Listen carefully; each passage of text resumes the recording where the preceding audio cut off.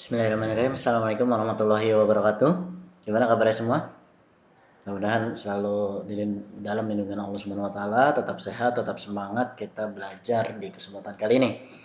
Nah, untuk hari ini menjelang PTS kita harus sudah masuk ke bab selanjutnya. Nanti yang transformasi geometri bisa kita perdalam lagi dengan menggabungkan beberapa transformasi itu yang belum tersampaikan.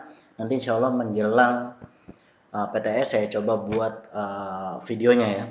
Misal sudah sebuah titik di translasi terus dirotasi 2 kali gitu. Segitiga habis dirotasi, dilatasi jadi gede dan lain sebagainya. Ya. Pertama-tama kita harus patut bersyukur pada Allah Subhanahu wa taala, kita sudah masuk di 1 tahun mungkin ya pandemi ini, tapi kita masih diberikan umur sampai hari ini, kita masih diberikan kesempatan untuk beramal, kita masih diberi kesempatan untuk bersedekah, berjuang, dan beramal soleh. Itu harus patut kita syukuri. Masih bisa sehat, masih bisa ada waktu luang yang luar biasa, masih ada semua anggota tubuh kita bergerak dengan sempurna dan lain sebagainya. Alat indera kita masih bisa belajar, berpikir, bernafas dan sebagainya. Itu harus disyukuri. Bahkan kalau dihitung-hitung nikmatnya sangat banyak sekali, nikmat Allah Subhanahu wa taala pada kita. Salat serta salam tak lupa kita curahkan kepada junjungan kita Nabi besar Muhammad sallallahu alaihi wasallam, karena atas tuntunannya kita mendapatkan suri tauladan terbaik, manusia yang terbaik yang hidup di muka bumi, baik itu menghadapi masalah permasalahan dunia, masalah pemikiran, ideologis, bagaimana menyikapi masalah, bagaimana harus jujur, amanah, harus cerdas, belajar, mau mendengarkan, semua contohnya ada di Rasulullah. Sekarang gimana kita mau menjadikan beliau suri tauladan kita. Mudah-mudahan kita selalu dalam itu ya, umatnya gitu, termasuk di dalam umat Nabi Muhammad SAW yang selalu mengikuti jejak-jejak beliau. Kita lanjut, nama bab selanjutnya di matematika ini adalah kesebangunan dan kekongruenan. Kesebangunan dan kongruenan ini erat sekali dengan namanya bangun datar. Erat banget. Ada bangun datar itu ada 2 sebenarnya secara umum di SMP, ada segitiga dan segi 4. Segitiganya ya ada siku-siku, tumpul dan sebagainya. Segi 4-nya ya ada persegi, persegi panjang, trapesium, jejer genjang dan sebagainya. Itu 2 yang dibahas, tapi ini hubungan antara 2 buah bangun. Konsep awal. Pada pembahasan topik ini sangat berkaitan dengan gambar. Jadi yang senang-senang gambar di sini bagus nih. Ya. Namun di sini tak hanya menggambarnya yang kita coba perdalam. Yang harus kita lebih perdalam lagi adalah menganalisa apa yang kita gambar. Utamanya 2 gambar. Ada yang kecil, ada yang gede. Ada yang madepnya kiri, ada yang madep kanan, ada yang madep atas, madep bawah. Itu yang dianalisa. Ya. Nah, ini adalah bukti dibutuhkannya berpikir kritis dan kreatif. Ini akan digunakan misal mau buat jalan, mengelilingi lapangan atau taman pakai kesebangunan. Mau membuat miniatur gedung, suka lihat maket namanya kalau di arsitek. Misal miniatur gedungnya tingginya berapa senti, nanti padahal sebenarnya ratus meter ke atas, ya kan? Nah itu adalah salah satu konsep kesebangunan yang diterapkan dan itu sangat bermanfaat. Gak mungkin kita nyoba bangun gedung itu nyobanya langsung di gedungnya, pasti bikin yang kecilnya kan. Nah itu ukurannya harus sebanding, harus sebangun namanya. Nah di sini udah masuk ke materinya.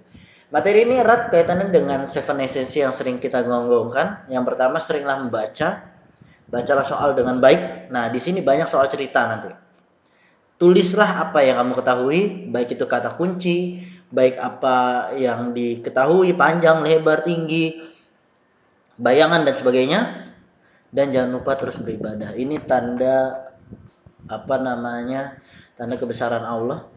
Ya, kita bisa berpikir yang besar jadi kecil, yang ribet jadi sederhana, bahkan yang mikir sederhana jadi ribet. Ya, itu adalah kekuasaan Allah. Teruslah minta pertolongan pada Allah jika kita merasa kita selalu butuh, nggak harus kita merasa ya, kita selalu butuh pertolongan Allah, baik sedang belajar, baik sedang melakukan sesuatu, itu semua karena Allah. Tingkatkan keimanan melalui pembelajaran. Nah, dengan belajar ini adalah salah satu ilmu, secuil ilmu yang diturunkan Allah ke muka bumi ini, ya. Dan ini tanda kekuasaan Allah. Ilmu itu sangat luas. Siapa yang punya? Ya, kita hanya bisa mempelajarinya. Next, yang pertama, ada dua subbab atau bab di sini. Ada yang namanya kongruen, ada yang namanya kesebangunan. Apa artinya? Apa perbedaannya? Kita lihat ada dua segitiga, ada segitiga A dan segitiga B di sini. Nah, ini segitiga A dan segitiga B dikotakin. Ini ada segitiga A dan segitiga B yang kuning. Nah, ada dua pasang segitiga. Kalau yang A, dia bisa disebut kongruen. Kalau yang B bisa disebut sebangunan atau sebangun. Apa bedanya? Bedanya secara konseptual, kongruen, lihat, bentuknya sama, hanya diputar, digeser atau apa, bentuknya sama, ukurannya juga sama.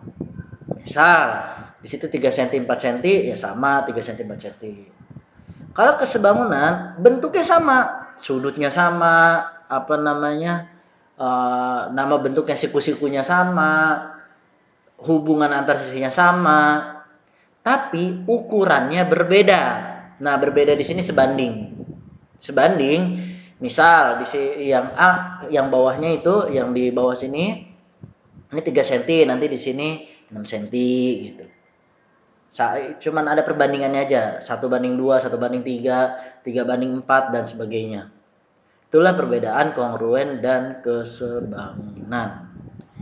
Intinya hari ini hanya konsepnya aja dulu. Nanti untuk latihan soalnya atau contoh soalnya saya bahas secara Zoom saja. Ya, karena ini harus interaktif ya, harus interaktif karena untuk meningkatkan pemahaman kita semua. Yang pertama, kalau yang namanya kongruen bentuknya sama, ukurannya sama. Ini harus diingat.